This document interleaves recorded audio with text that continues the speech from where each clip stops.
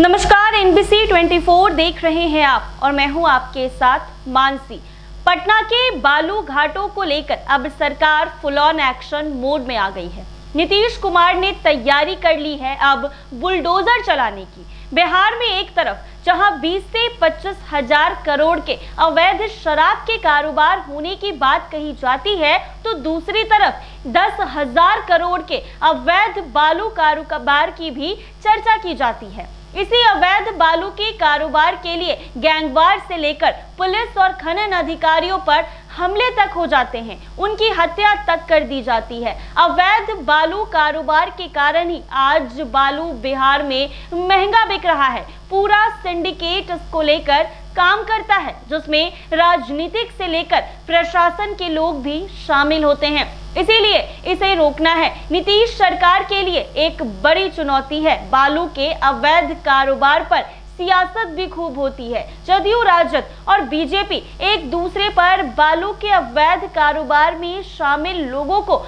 संरक्षण देने का आरोप लगाते हैं। पटना जिले में अवैध बालू खनन पर नकेल कसने और निर्माण कार्य के लिए सस्ते दर पर बालू उपलब्ध कराने को लेकर प्रशासन ने एक बड़ा कदम उठाया है। गंगा, सोन, पुनपुन और दरधा नदियों के 148 घाटों की ई नीलामी की प्रक्रिया अब शुरू की जाएगी।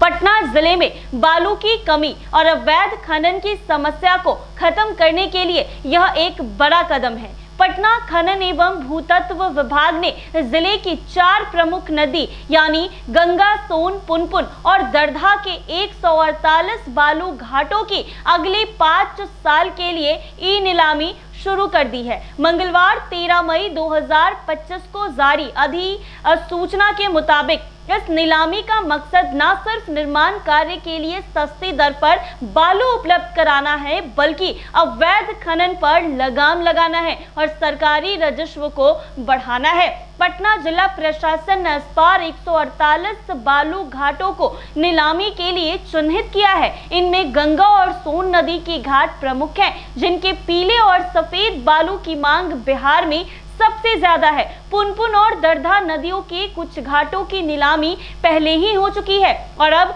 बाकी बचे घाटों को भी इस प्रक्रिया में शामिल किया जाएगा। जिला सर्वेक्षण रिपोर्ट के अनुसार इन घाटों को 5 एकड़ के छोटे छोटे हिस्सों में बांटा गया है, ताकि छोटे निवेशक भी बोली में हिस्सा ले सके। इससे पहले बड़े ठेकेदार ही नीलामी में हावी रहते थे, जिसके चलते छोटे व्यापारियों को मौका नहीं मिल पाता था। साथ ही सभी चिन्हित घाटों को पहले ही पर्यावरणीय मंजूरी मिल चुकी है, जिससे पर्यावरण को कम से कम नुकसान होने का दावा किया जा रहा है।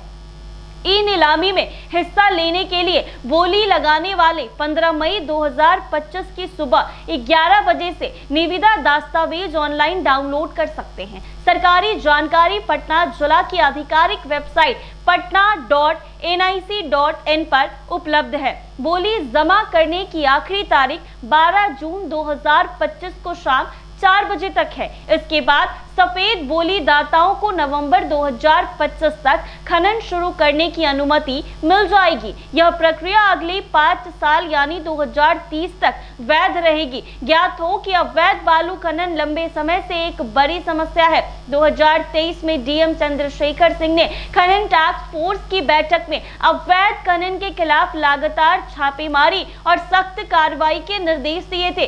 अप्रैल से जुलाई 2023 तक 172 छापेमारी में कई सारे जब्त किए गए और 48 करोड़ रुपए से ज्यादा का जुर्माना वसूला गया, लेकिन इसके बावजूद अवैध खनन पूरी तरह नहीं रुक पाया।